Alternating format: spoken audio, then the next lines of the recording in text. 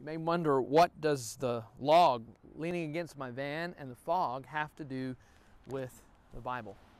Well, as I was traveling into the office this morning, as I topped the hill, I noticed this blanket of fog. It was so thick that I literally could not see things in front of me. I had to depend on the lights in front of me. I had to depend on my memory to know where traffic lights were.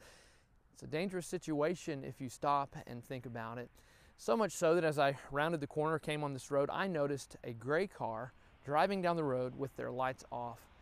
I flashed my lights at them because I said, you know, you need to have your lights on. And the moment I did that, I looked down and my light looked like that. It was off. And I have a gray car and driving in the fog. I wonder how many people thought, man, that guy needs to have his lights on. He needs to make sure that he's visible. And I'm sitting there thinking, I'm visible because I could see.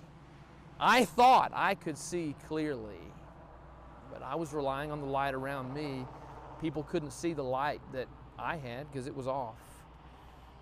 It says, why do you see the speck that is in your brother's eye, but do not notice the log that is in your own eye? Or how can you say to your brother, let me take the speck out of your eye when there's a log in your own eye? Today is number 204 of a simple message that says, be kind.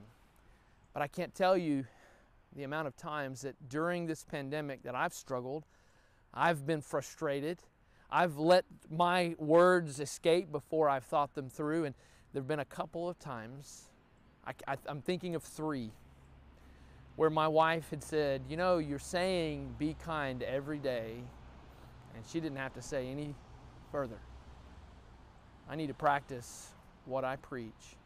See, we all struggle and we all need these reminders. I've needed these every day, and I'm thankful for this avenue where we can continue to look at what the Scripture says. And so often the Scripture slaps us in the face, and hopefully it slaps the log away. Jesus is referring to the log of sin. Something so drastic and so devastating, more than any pandemic that can take our physical life away. He's saying we've got to make sure that our log of sin is removed, and Jesus is the only one that can remove that log. And then we will not see a foggy picture in front of us. See, when I hold this log up, I cannot see anything in front of me.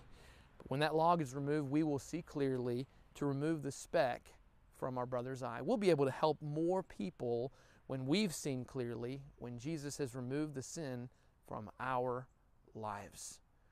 We'll be able to always be kind.